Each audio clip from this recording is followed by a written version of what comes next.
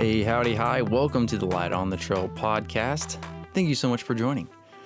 Alrighty, guys. Well, if you'll be able to hear, if you don't hear right now, it's raining outside. It's been kind of off and on, heavy and light and storms or whatnot, but I should be at least an hour or so into the Coyote trail run put on by Blaze Trails right now, and my wife as well for her kind of first big trail race, and it was canceled due to worries of the weather. It's a fairly treacherous course anyway.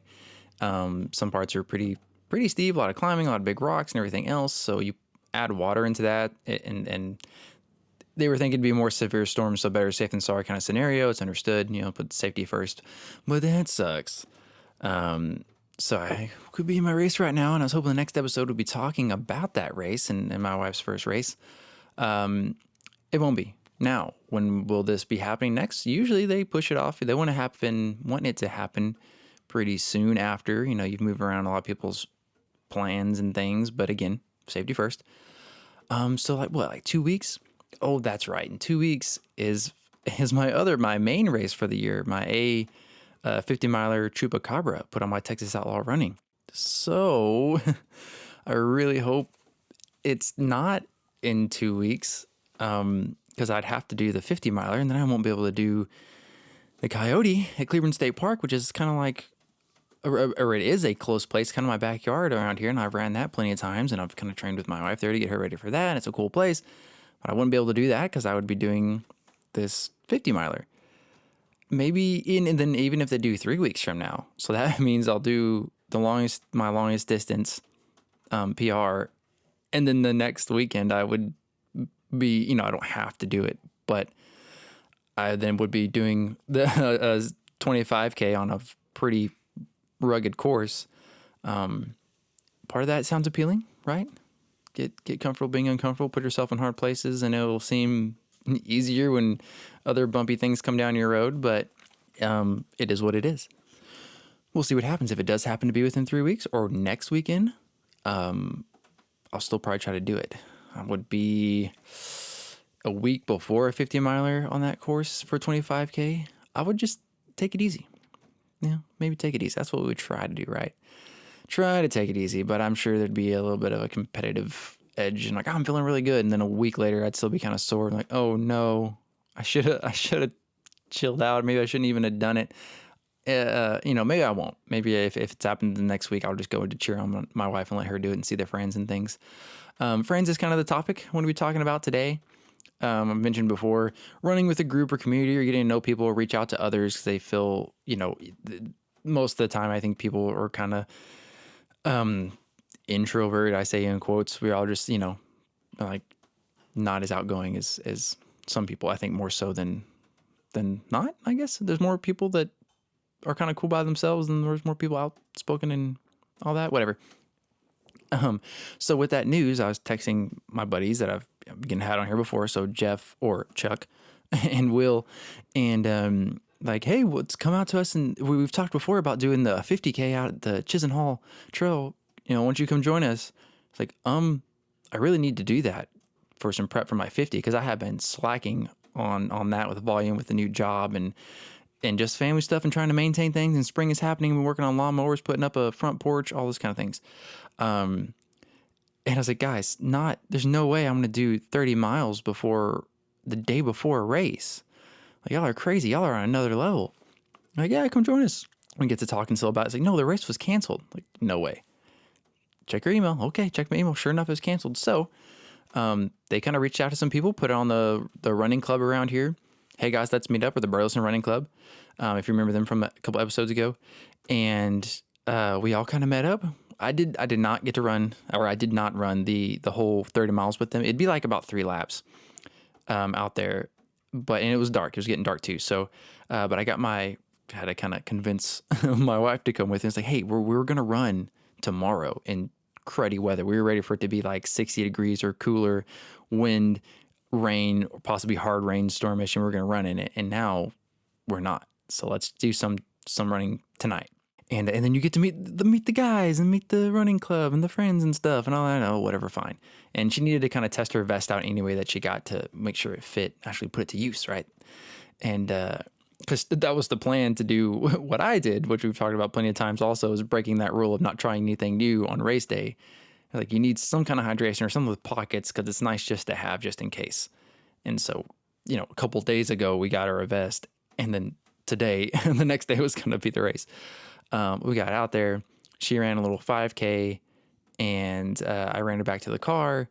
And she waited for some other people to come back, and she was going to visit with them for a second. I ran back out on the trail and tried to find the guys, and met it with them and did a couple more miles with them. It started getting dark. I pulled my headlamp out, and I didn't have the batteries because I take the batteries out so they don't like drain, if that's a real thing. I think I've heard that. I don't know if that's just like a tale, and I go to click it on. And it's like feeling really light, and there's no batteries in it. It's like, oh.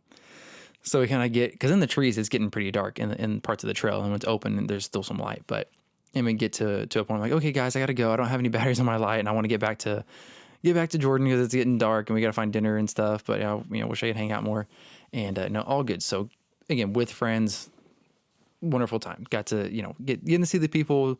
Hadn't got to run with them in a long time, and it's a familiar trail, and it was just good all around. So we got some miles in.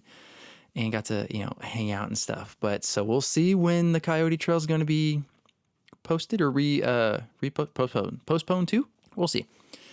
But yeah, we'll turn out. But yes, we can with friends. I've recently been reading Job, the book in the Bible, and that's been one, right? Job, not Job.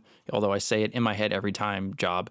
And a topic I like to hear when I learn about they're like, Job is a crazy book, that, and like Ecclesiastes, like it's hard to comprehend and put together. And, we have to understand what God put Job through, because he just like, he's sad. And it's like, well, that's very interesting. I want to read that anyway. And speaking of friends, is kind of what I wanted to go with this. There's a point in Job was a good guy, and he was righteous, and just understanding that, it doesn't matter how righteous you are, but God's in control, and whatever can happen. And bad things happen. His kids die. He starts getting sores on him, and he's like sitting in ashes, and he just wants to die. But his buddies, he's got 3 friends that hear about this, and he's lost all these things and all that. And they come to comfort him.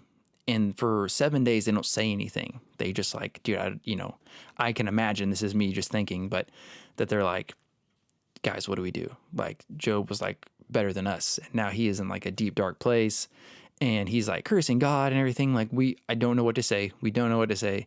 Let's just be around him and be in like their presence. You ever like been with a friend and like going through something hard, and you're like, man, I'm not good at talking about these things, but I just want to like, you might like pat him on the back and be quiet. So they did for 7 days. They kind of were around Job, and were just there to be in his presence, to, in eyesight of like, hey man, we're here. There's another great story of like friendship and like people, the kind of people you should surround yourself with in Mark. It's one of my favorite stories of Jesus is in town, whatever town it is or so. And people hear, and they're like, hey, he's healing people. And these buddies, again, I think it's like 4 of them, are carrying their friend who's paralyzed on a mat through the crowd and everything. And they can't get to the door. And they're like, no, like, I love my buddy, and he's going to get healed, and we're going to figure this out. And they go on top of however they get up there and climb on top, and they start tearing open the roof. And they're like, hey, Jesus, this guy's next. And they start bringing their paralyzed friend down through the roof, right? Surround yourself with those kind of friends that when like the worst of the worst happens, they will just come to be in your presence and to comfort you. When there's an opportunity for something good for you to happen, they will fight their crowds for you and bring you to where you need to be, with like nothing but love.